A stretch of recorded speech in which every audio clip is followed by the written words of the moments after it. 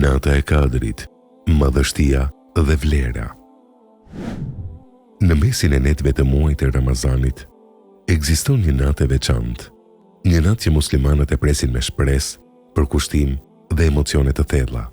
Është një natë që ka një vlerë të jashtëzakonshme në Islam, një natë që mund të ndryshojë jetën dhe fatin e njeriut. Kjo është nata e Kadrit. Në Kur'an Allahu e përmend këtë natë në një sure të veçantë dhe thotë se nata e Kadrit është më e mirë se 1000 muaj. Kjo do të thotë se adhurimi i bërë në këtë natë ka një vlerë më të madhe se sa adhurimi i bërë për më shumë se 80 vite. Kjo e bën natën e Kadrit një nga dhuratat më të mëdha që Allahu i ka dhënë umetit profetit Muhammed alayhis salam. Por pse kjo natë është kaq e veçantë? Së pari, sepse në këtë natë filloi zbritja e Kuranit. Ishte pikërisht në këtë natë të bekuar kur shpallja hyjnore filloi të zbriste mbi profetin Muhammed alayhis salam, duke sjellë udhëzimin për të gjithë njerëzimin. Kurani erdhi si një dritë për të udhëzuar njerëzit drejt drejtësisë, besimit dhe mëshirës. Dhe fillimi i kësaj shpalljeje ndodhi pikërisht në natën e Kadrit. Së dyti, kjo natë është një natë e mbushur me mëshirë dhe falje. Profeti Muhammed alayhis salam ka treguar se kush e kalon këtë natë në adhurim, me besim dhe duke shpresuar shpërblimin e Allahut, ati i falen mëkatet e kaluara. Kjo është arsyeja pse besimtarët përpiqen që gjatë netëve të fundit të Ramazanit të shtojnë adhurimin e tyre. Një tjetër veçori e kësaj nate është zbritja e engjëjve. Në Kur'an përmendet se në natën e Kadrit zbresin engjëjt dhe shpirti me lejen e Allahut, duke sjellë paqe dhe bekim deri në agim.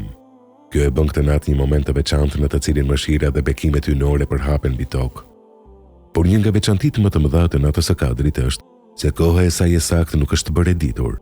Profeti Muhammed alayhis salam ka këshilluar që ajo të kërkohet në netët teke të 10 ditësh të fundit të Ramazanit. Kjo është një urtësi e madhe. Në vend që njerëzit të përqendrohen vetëm në një natë, ata përpiqen të shtojnë adhurimin gjatë disa netëve, duke mbajtur zemrën e lidhur me Allahun për një periudhë më të gjatë. Në këtë natë, besimtari përpiqet të falë namaz nate, të lexojë Kur'an, të bëjë lutje dhe të kërkojë falje nga Allahu.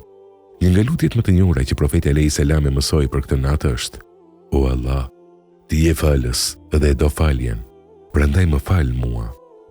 Kjo lutje është një kërkesë e thellë për falje dhe mëshirë dhe është një nga duat më të bukura që mund të bëhen në këtë natë. Nata e Kadrit është gjithashtu një moment reflektimi për besimtarin. Ai mendon për jetën e tij, për gabimet që ka bërë dhe për mundësinë e një fillimi të ri, sepse kjo natë është një mundësi për t'u afruar më shumë me Allahun dhe për të kërkuar faljen e tij. Shumë besimtarë qëndrojnë zgjuar gjatë kësaj nate duke u lutur dhe duke bërë adhurime. Ata e dinë se çdo moment mund të jetë një moment i pranimit të lutjes nga Allahu. Në fund, nata e Kadrit është një dhuratë e jashtëzakonshme për besimtarët. Ajo është një natë që mbart mëshirë, paqe dhe shpërblime të mëdha.